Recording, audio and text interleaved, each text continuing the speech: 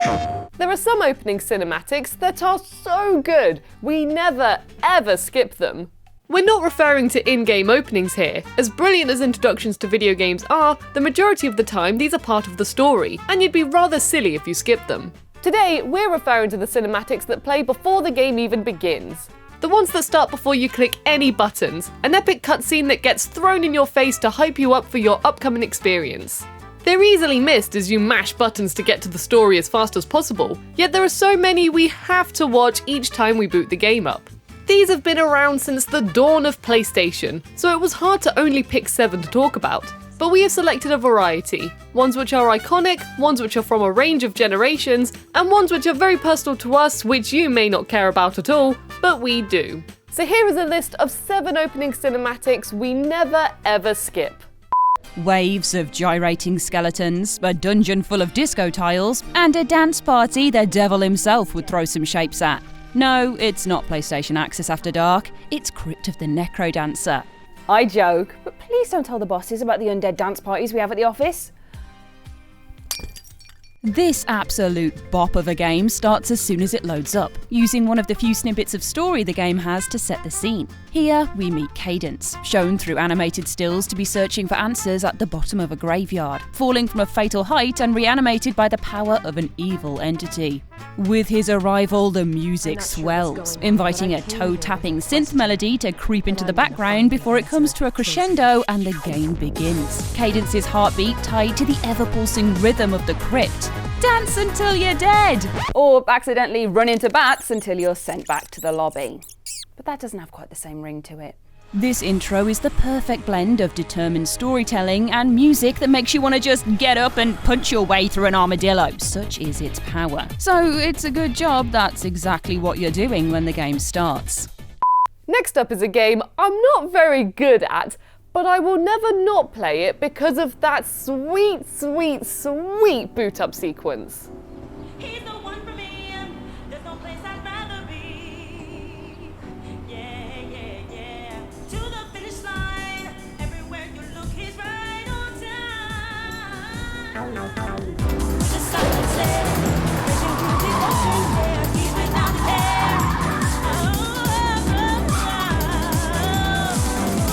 When you think of a racing game, you'd probably think that the intro sequence would just show cars. Nothing but cars! Cars, cars, cars, cars, cars, cars, cars. And there certainly is some intense car action here, but Ridge Racer Type 4 also presents us with a little story. This lady gets up and starts walking, I'm presuming, to work, totally oblivious to the fact that there's also a sports car race happening. Probably not the best time to go for a walk on the road then, really. During her trek, the heel of her shoe breaks, so she tries to hail down a car, getting one of the race cars which is zooming all over the place and is so confident in winning, it gives her a ride to the finish line. Now, I don't know about you, but I was always taught 3 golden rules. 1. Don't walk by high-speed roads. 2. Check your route before you leave. 3. Don't get in cars with strangers! But this cinematic is so confident, it doesn't care about safety one bit. Which is a little worrying, but it has a bopping song playing, the PS1 graphics are stunning, and then as soon as it's over you get greeted with "Welcome to the world of Ridge Racer" amongst this striking yellow background. If all of this isn't enough to pump you up for some brilliant racing action, I don't know what is. Just please be careful by the road. Now, I'm not going to lie to you, this one is a bit of an outlier to the rest of the entries on this list. What? But it is such a good game, it is still making its way onto this lineup. Also, I do what I want. This opening cinematic still comes before you press any buttons, so it fits our rules. There just technically isn't a title screen that it leads up to. I'm talking about Returnal, the game that opens up on a beautiful galaxy of stars before plunging you headfirst into Celine's nightmare scenario, crash landing on a distant planet that brings her back to life over and over again, making her the worst kind of immortal. No thank you. Returnal is an outlier because the opening cinematic isn't just seen when you start up the game, and it's also not one specific opening. It's a cut-down version of the game's original setup, the cliff notes of bad spaceship piloting interwoven with archaic alien images, and a new version of mixed-up bits is shown each time you load up the game or die. That's what makes it so genius. You always want to see what you'll get when you're at the start, as it shows potentially new clips and refreshes you on your point in the game. You're just faced with the start continually as you're pushed back there by Celine's deaths, the game being so extra as to play the opening cinematic each time you're sent back to the wreckage of Helios. Just another bit of mockery to face in this brutal challenge then. Thanks, Returnal. The next opening cinematic is so cool! I bet you will know what it is from the first 8 seconds of the song alone.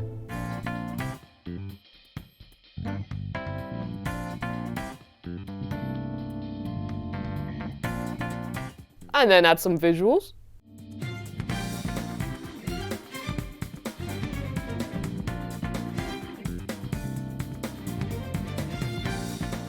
And then add some gorgeous vocals. Who am I? Am I not unique? Maybe I'm not here at all. But the fakers find it as with lies that break us all the soul. And of course, it's Persona 5. When you say an unskippable introduction, this one is so unskippable that even people who don't play video games don't skip it. You can boot up the game, have it playing on your TV whilst you get some snacks, and I bet your parents would sit there thinking, "Oh wow, that's cool." It's filled with style, grace, attitude, and overall coolness. The animation is slick and beautifully put together, the smooth transitions keeping the momentum of the movement going. The music is just sublime, grabbing you as soon as those first few notes begin. Especially the bass for me. The bass is so cool! The vocals are filled with so much passion, you are immediately ready to join the Phantom Thieves and make a change. I've screamed, "If you hold on, life won't change!" so much, my neighbours probably think something is really wrong with me. The characters are even gliding and dancing in the rain as if they're skating, which isn't even possible in real life, but we're talking cool here. To put it bluntly, this introduction is just really cool. Hey Rosie, what are you watching? Oh, that's very cool.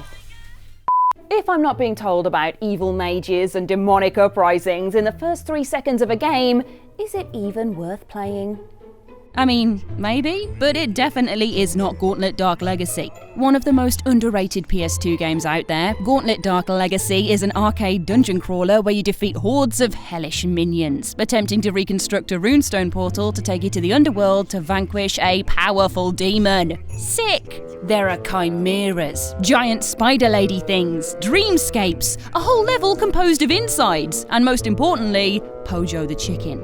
Now, I'm telling you all this so you can get a sense of how fantastic and fantastically unhinged this game is. And the intro cinematic is still one I can recount word for word today, but I don't need to, because the wonderful Sumner does that for me in his thunderous baritone every time I open the game.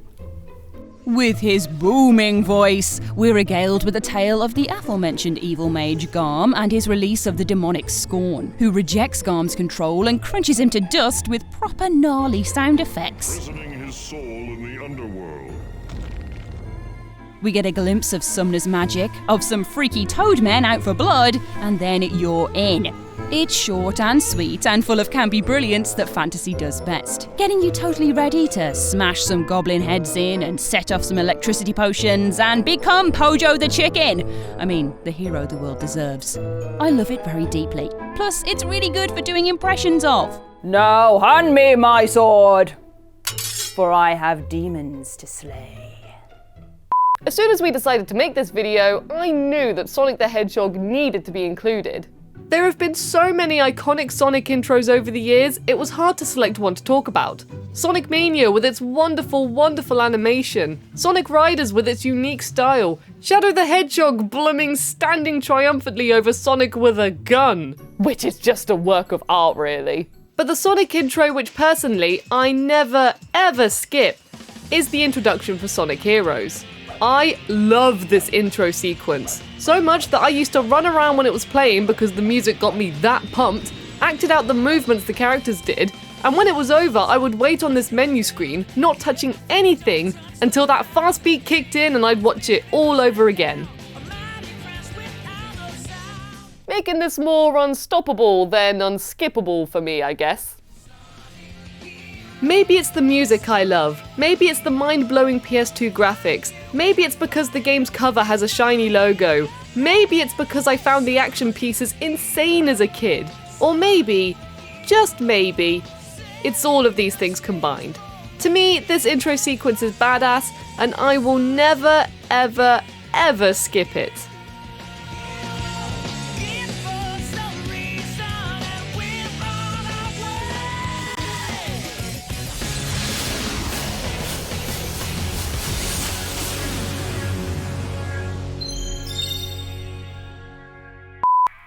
Skateboarding. Skateboarding is one of those things that either transcends you to heights beyond cool as you become the bane of outdoor staircases across the country, or you break both your wrists as you fall off a railing and are doomed to make sounds like a concrete mixer each time you use them afterwards. Or at least that's what I thought anyway. I was too scared of splitting myself down the middle to try skateboarding as a child. And also, I just didn't need to. Tony Hawk had it covered with Pro Skater. Whether you're a fan of the old school originals or the recent remasters, Tony Hawk's use of real-life skate footage to celebrate the sport makes for perhaps the most badass game intro of all time. People are flipping and spinning and doing all sorts of moves I can only imagine the name of, like the Ultimate Bicycle Leap, or the Nose Spinner 5000, or the Is this a trick or have they fallen off? While soundtrack to iconic punk songs is always going to be a winner. I know Rosie has already spoken about the whole cool game introduction dealio with Persona 5, but come on, there's a clear contender for the coolest of all time. We're talking Tony Hawk here, even the man's name is cool. And there you have it, 7 opening cinematics you can never skip. There are a ton we have missed, so please let us know your favourites in the comments. Just remember, if you need to press a button once the game is booted, it doesn't count. Please like the video if you've enjoyed it, subscribe if you'd like to see more content like this, and hit that notification bell so that you stay up to date with the world of PlayStation. Thank you all so much for watching.